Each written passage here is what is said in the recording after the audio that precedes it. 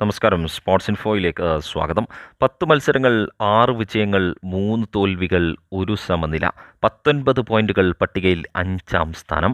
പണം വാരിയെറിഞ്ഞ് വാങ്ങാവുന്നതിൻ്റെ പരമാവധിയൊക്കെ വാങ്ങിയെടുത്തിട്ടും Indian super ലീഗിലെ അവസാന 3 മത്സരങ്ങളിൽ തുടർച്ചയായ 3 തോൽവികൾ.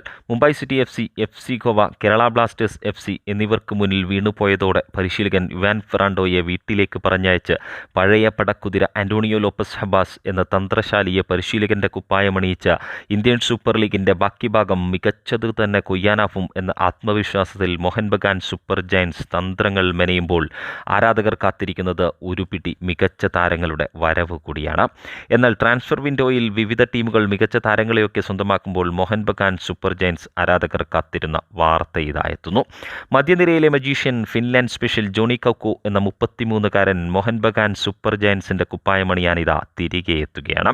താരം വ്യാഴാഴ്ച തന്നെ കൊൽക്കത്തയിൽ പറന്നിറങ്ങുമെങ്കിലും പരിക്കേറ്റ് തിരികെ പോയ ജോണി കൗക്കോയ്ക്ക് ഫിറ്റ്നസ് വീണ്ടെടുക്കാൻ സമയം ആവശ്യമാണ് എന്നതിനാൽ നേരിട്ട് കോമ്പറ്റിറ്റീവ് ഫുട്ബോൾ കളിക്കാനാവില്ല എന്നുകൂടി പ്രശസ്ത സ്പോർട്സ് ജേർണലിസ്റ്റ് മാർക്കസ് മെർക്കുലാവോ പറഞ്ഞു വെക്കുമ്പോൾ കൗക്കോയുടെ വരവ് മോഹൻ ബഗാൻ സൂപ്പർ ജയൻസിന് ആവേശം പകരുമെന്ന് തന്നെയാണ് ആരാധകരുടെ പ്രതീക്ഷ.